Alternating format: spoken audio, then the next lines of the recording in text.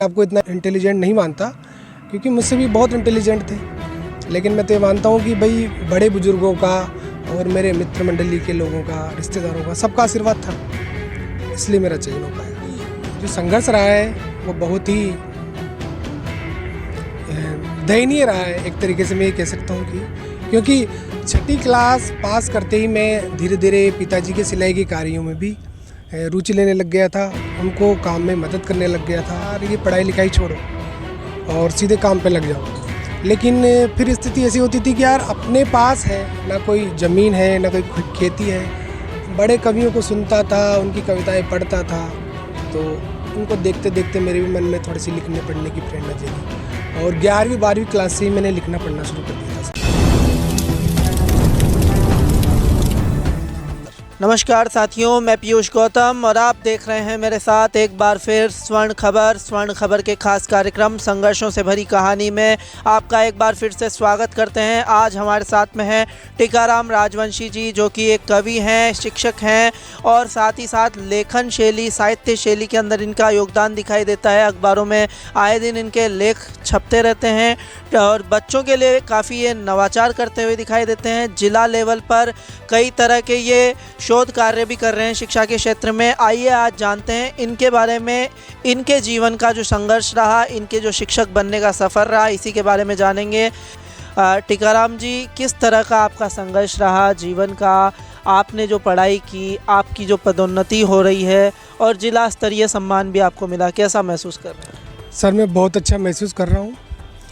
तो मैं आपको बताना चाहूँगा कि पिताजी छोटा मोटा सिलाई का काम करते थे। मेरी जो माँ है वो भी नरेगा में काम किया करती थी और 4 भाई बहनों में मैं सबसे बड़ा था। और शुरुआती जो संघर्ष रहा है वो बहुत ही दयनीय रहा है, एक तरीके से मैं ये कह सकता हूँ क्योंकि छठी क्लास पास करते ही मैं धीरे धीरे पिताजी के सिलाई के कार्यों में भी रुचि लेने लग गया था, उनको काम में मदद करने लग गया था। और धीरे छठी क्लास से लेकर मैं 10वीं क्लास तक तो ऐसे ही छोटा मोटा काम किया करता था, लेकिन 11वीं 12वीं क्लास तक आते आते मैं परफेक्ट सिलाई का काम करने लग गया था। और इस प्रकार से धीरे धीरे आगे भी मैं कॉलेज के टाइम में भी सिलाई के काम करते करते ही मैंने अपना जो सफ़र है वो तय किया है। तो सर, इस दौरान किस तरह का संघर्ष रहा? आप जैसे सिलाई के काम के अंदर भी इन्वॉल्व हुए, तो उस समय आपको ऐसा नहीं लगा कि पैसा कमाना चाहिए? उस तरह का कुछ आया अंदर से कि अपने को पैसा कमाने की तरफ ध्यान देना चाहिए? क्या है पढ़ाई वढ़ाई? सर देखिए कि स्थितियाँ इस तरह की थी कि कई बार मन ऐसा करता था कि यार ये पढ़ाई लिखाई छोड़ो और सीधे काम पे लग जाओ। लेकिन फिर स्थिति ऐसी होती थी कि यार अपने पास है ना कोई ज़मीन है ना कोई खेती है ना कोई बैकग्राउंड है, तो सिर्फ़ और सिर्फ अपने पास एक शिक्षा ही एक ऐसा माध्यम है जिसके द्वारा हम आगे बढ़ सकते हैं। तो मेरा ये मानना था कि अपने को कुछ न कुछ करना है और अपने पास सिर्फ और सिर्फ मोटा सबसे बड़ा हथियार शिक्षा ही है और इसी में अपने को कुछ करना है। सर, तो सर आपके पापा का क्या सपोर्ट रहा आपको, मतलब पढ़ाने को लेकर के? या फिर उन्होंने ये नहीं कहा कि आप दुकान संभालिए, पढ़ाई वढ़ाई में क्या है, तो उसको लेकर के क्या कहना चाहें? देखो, पिताजी ने शुरू से ही संघर्ष किया है और वो चाहते थे कि चलो मैं तो किसी भी प्रकार से अपना जीवन गुजार लूँगा, लेकिन जो मेरी संतान है, मेरे जो पुत्र पुत्रियां हैं, वो किसी भी प्रकार से आगे बढ़े। और उन्होंने काफ़ी संघर्ष किया है हमारे लिए और मैं समझ सकता हूँ कि वो उन्होंने कितना संघर्ष किया है। लेकिन बीच बीच में सपोर्ट मैंने भी किया उनके कामों में और आज स्थिति ऐसी है कि ठीक ठाक। मतलब पापा चाहते थे कि आपकी गवर्नमेंट जॉब लगे और वो बिल्कुल कंफर्ट है अभी? बिल्कुल, मेरे माता पिता को पूरा विश्वास था कि जो मेरा बच्चा है वो बिल्कुल एक न एक दिन मेरा नाम रोशन करेगा। और शुरू से ही मैं बचपन से ऐसा था कि मतलब किसी भी चीज़ को लेकर गंभीर रहता था सर मैं। और मेरे जो शिक्षक थे उनका भी इतना सपोर्ट रहा है मेरे को कि वो जानते थे कि ये बच्चा किसी न किसी दिन जो इसने लक्ष्य तय कर रखा है उस मंजिल को ज़रूर तय कर लेगा। 12वीं का जो बोर्ड एग्ज़ाम आपने दिया, उसके बाद में सब्जेक्ट को लेकर के, तमाम डिग्री को लेकर के कन्फ्यूजन बच्चों के बीच में आता है। उस समय आपका कैसा संघर्ष रहा? जी, बिल्कुल आपने सही प्रश्न किया है कि 12वीं क्लास पास करने के बाद में बच्चों के सामने समस्या होती है कि मैं कौन सा विषय चुनूँ। तो मैंने लगभग तय कर लिया था कि देखो मेरे परिवार की स्थिति के अनुसार मेरा साइंस लेना या कोई दूसरे फील्ड में जाना वो उचित नहीं था, और सीधे मैंने आर्ट सब्जेक्ट लिया और ये तय कर लिया था कि मुझे शिक्षक बनना है, और इसी चीज़ को लेकर मैंने बीएसटीसी की तैयारी की। और एक साल तो मैं 2008 में जब मैंने तैयारी की तो उस साल तो मैं रह गया प्री एग्ज़ाम बीएसटीसी के में, और फिर 2009 में फिर से मैंने तैयारी की और फिर मेरा नंबर आया बीएसटीसी में, और 2009 में मैंने डाइट से एसटीसी की सर, और 2-3 साल जो एसटीसी में लगे वो लगे, साथ ही साथ मैंने तैयारी शुरू कर दी सर। 2012 में मैंने टीचर भर्ती का एग्ज़ाम दिया जैसलमेर से, उसमें मेरा सिलेक्शन नहीं हुआ। बहुत निराश हुआ सर मैं कि काश मेरा नंबर आ जाता, लेकिन पता नहीं ईश्वर को क्या मंजूर था, मैं हताश होकर रह गया। फिर 2013 में जब वैकेंसी आई तो मैं दिन रात मेहनत करने लगा, और पहले क्या जो भर्तियां होती थी वो जिला वाइज होती थी सर, तो घर वालों ने रिश्तेदारों ने कहा कि यार तुझे ना यहीं टोंक ज़िले से एग्ज़ाम देना चाहिए। तो फिर मैंने आखिर में टोंक ज़िले से आवेदन करना उचित समझा, अदरवाइज़ दूसरे ज़िलों के, और आखिर में मेरा सिलेक्शन मैंने रात दिन एक किया, और आखिरकार मेरा सिलेक्शन टोंक ज़िले की भर्ती से ही हुआ, और मैं अपने गांव से मात्र 10-15 किलोमीटर की दूरी पर ही मेरा पदस्थापन हुआ सर। कितनी बार एग्ज़ाम देना पड़ा आपको इस दौरान? टीचर भर्ती के लिए सर मैंने दूसरा अटेम्प्ट दिया, और वैसे एग्ज़ाम काफ़ी दिए मैंने, राजस्थान पुलिस के भी दिए, एसआई की परीक्षा में मैं एक बार पास हुआ, लेकिन वो सब एक स्टेप थी, मेरी माध्यम था बस नौकरी लगने का। मेरा लक्ष्य तो सिर्फ और सिर्फ अध्यापक बनना था सर, और आखिरकार फिर वो 2015 में सफल हुआ मेरा, और 19 मार्च 2015 को मेरी नियुक्ति हुई अध्यापक पद पर सर। जब पहली नियुक्ति हुई तो घर का, गांव का क्या माहौल था, कैसी खुशी थी? सर मैं बयान नहीं कर सकता उस माहौल को, और परिवार वाले, रिश्तेदार सभी खुश थे, और मैं तो ये मानता हूँ कि देखो इंटेलिजेंट बच्चे हैं वो बहुत है दुनिया में। मैं अपने आप को इतना इंटेलिजेंट नहीं मानता, क्योंकि मुझसे भी बहुत इंटेलिजेंट थे, लेकिन मैं तो ये मानता हूँ कि भाई बड़े बुजुर्गों का और मेरे मित्र मंडली के लोगों का, रिश्तेदारों का, सबका आशीर्वाद था, इसलिए मेरा चयन हो पाया। और किस तरह की मेहनत रही, किस तरह आप जो एग्ज़ाम फाइट आपने किया, तो उस समय किस तरह का शेड्यूल रहता था आपकी पढ़ाई का सर? पढ़ाई का शेड्यूल ये रहता था सर कि 24 घंटों में से लगभग 16 या 17 घंटे हम लोग पढ़ा करते थे। अब पढ़ाई में चाहे कुछ भी हो सर, चाहे अखबार पढ़ना हो, चाहे पत्र पत्रिकाएं पढ़ना हो, चाहे एग्ज़ाम की गाइड पढ़ना हो, या कुछ भी पढ़ना हो, लेकिन 16-17 घंटे का जो शेड्यूल होता था, आपस में चर्चा करना, किसी भी चीज़ पर टॉपिक पर डिसीजन करना, डिस्कस करना, ये सब चीज़ें पढ़ाई के अंतर्गत ही आती है सर। तो लगभग 16 से 17 घंटा का जो समय होता था वो पढ़ाई में गुजरता था सर। तो सर 16 से 17 घंटे बोलना बड़ी बात होती है, लेकिन इसको कर लेना एक अपने आप में एक बड़ी बात है। बच्चे कहते हैं कि हम 17 घंटे पढ़ लेंगे, 18 घंटे पढ़ लेंगे, लेकिन शुरू के अंदर क्या शुरुआत में ऐसा पॉसिबल है? सर 16-17 घंटे का जो आप मैं शेड्यूल बता रहा हूँ वो ऐसा होता है कि जैसे कि आपने 2 घंटे पेपर पढ़ लिया, अखबार पढ़ लिया, 4 घंटे जैसे कि आपने किसी गाइड को पढ़ लिया, 1-आध घंटा आपने किसी चीज़ पर डिस्कस कर लिया, तो कुल मिला के किसी भी चीज़ को ऐसा नहीं होता है कि 17 घंटे की आप किताब लेके बैठे रहेंगे। मित्रों से डिस्कस करना भी हो जाता है, तो वो सारी चीज़ें मिला के बता रहा हूँ मैं सर आपको। ये होता है कि बच्चे शुरू में ही एक टारगेट बना लेते हैं कि अपने को 17 घंटे पढ़ना है, 18 घंटे पढ़ना है, फिर वो एक बॉदरेशन उनके दिमाग में आ जाती है। इस चीज़ के बारे में आपको कहना चाहूँगा कि जैसे कि धीरे धीरे ये पढ़ाई का जो काम है ना सर, मैं आपको बताना चाहूँगा कि बहुत कठिन काम माना गया है सर। जब आपकी सिटिंग पावर जितनी मजबूत होगी तभी आप किसी चीज़ को कर पाएंगे। जब आप में बैठने की क्षमता ज़्यादा से ज़्यादा होनी चाहिए, यानी कि जब जितने टाइम अपन ज़्यादा बैठ पाएंगे तो स्टडी भी अपन उतनी ही ज़्यादा कर पाएंगे। तो धीरे धीरे अपने को जैसे कि 4 घंटे पढ़ना चाहिए शुरुआत में, फिर 4 से 5, 6, 7, इस तरह से धीरे धीरे अपन अपनी जो सिटिंग पावर है उसकी कैपेसिटी को धीरे धीरे बढ़ा सकते हैं सर। तो धीरे धीरे पढ़ते पढ़ते टाइम बढ़ जाता है ऑटोमेटिकली। तो टीकाराम जी, आप ये बताएं अब कि जब आपकी नौकरी जो लगी, पहली जो पोस्टिंग रही, उसका कैसा अनुभव रहा, फिर उसके बाद किस तरह से आप आगे बढ़े?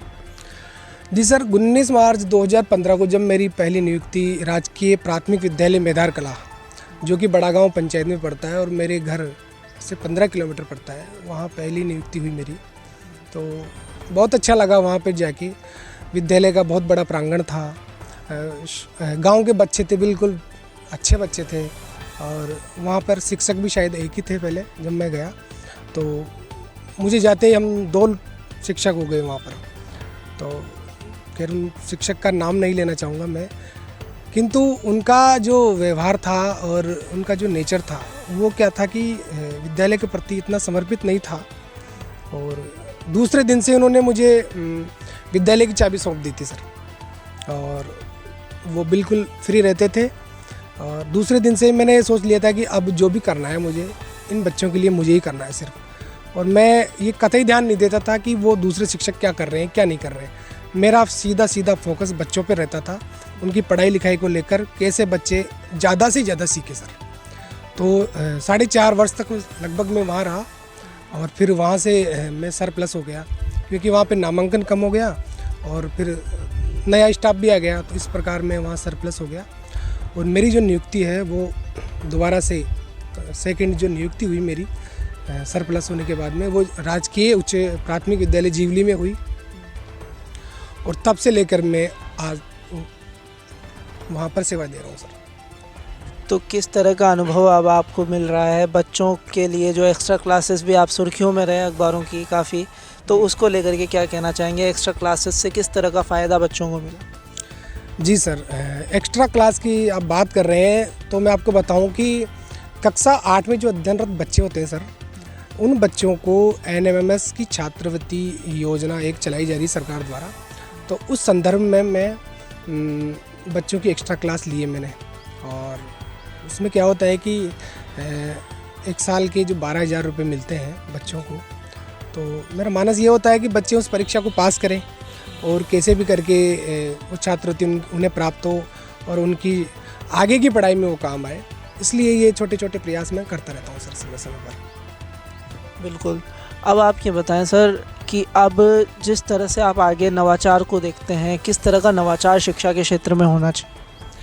देखिए, नवाचारों की जहाँ पर बात आती है तो नवाचार एक ऐसी चीज़ होती है कि अपन बच्चों को किसी भी माध्यम से सिखाना होता है, चाहे से वो खेल खेल में हो, किसी भी प्रकार की रोचकता के साथ में अगर हम पढ़ा रहे हैं और अगर बच्चे सीख रहे हैं तो वो नवाचार होता है। परंपरागत जो शिक्षा प्रणाली है सर, तो उसके अंतर्गत तो हम देखते आ रहे हैं कि भाई बच्चों को खड़ा किया और पाठ पढ़ा दिया और पाठ भाई प्रश्न उत्तर कर लेना इसके।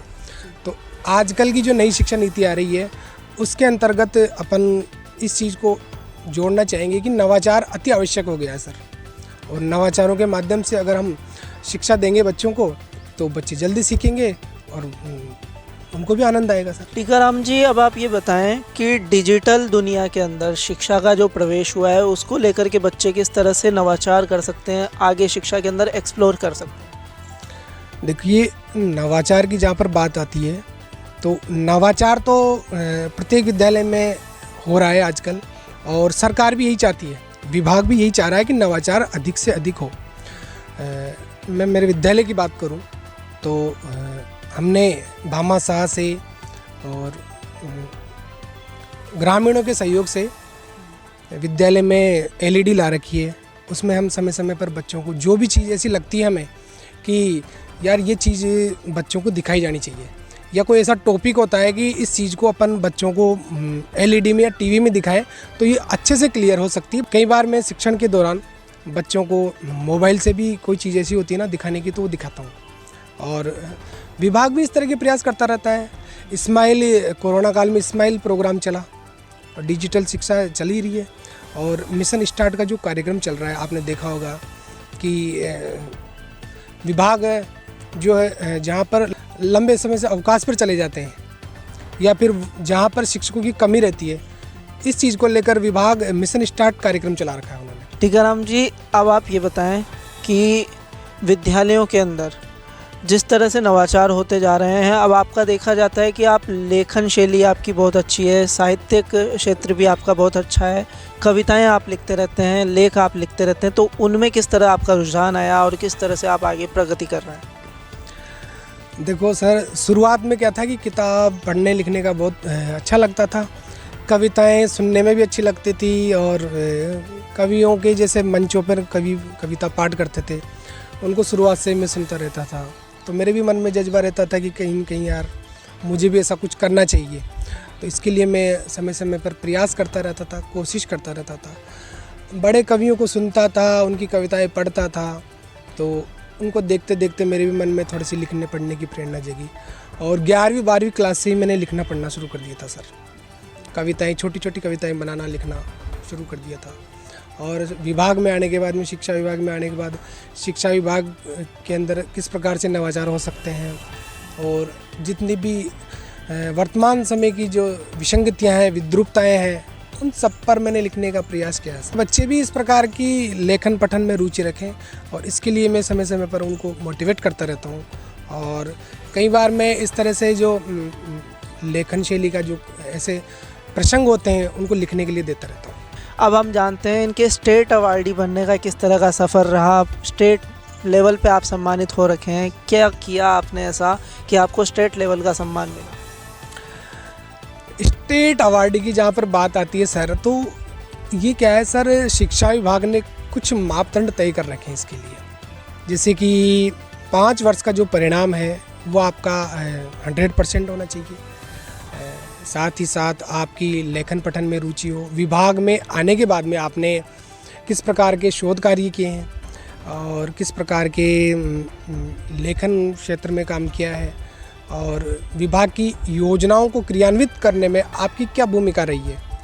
इन सब योजनाओं को लेकर किसी भी अवार्ड के लिए अपन अप्लाई कर सकते हैं और इस चीज़ को लेकर ही मैंने अपना 2021 के अंदर जिला स्तरीय जो मेरा सम्मान प्राप्त हुआ मुझे, मैंने उसके लिए आवेदन किया था। तो उस चीज़ में मेरा हुआ, क्योंकि वो जो विभाग के जो मापदंड थे उनको मैंने पूरा किया सर। तो इस वजह से मेरा 2021 में जिला स्तर पर सम्मान हुआ और 2022 में मेरा राज्य स्तर पर सम्मान हुआ सर। तो देखा आपने, ये थे टीकाराम राजवंशी जी, जो कि स्टेट अवार्डी टीचर हैं, कवि हैं, लेखक हैं, नवाचार करते रहते हैं और ज़िला लेवल पर नए नए तरह के शिक्षा के अंदर शोध कार्यों के अंदर भी इनकी भूमिका दिखाई देती है। टीकाराम राजवंशी जी की जो संघर्षमय जीवनी है, ये आपको किस तरह से प्रेरित कर रही है, इसके बारे में कमेंट करें, वीडियो को लाइक करें, चैनल को सब्सक्राइब करें। अगले वीडियो में अगली कहानी के साथ फिर से मिलेंगे, तब तक के लिए धन्यवाद और नमस्कार।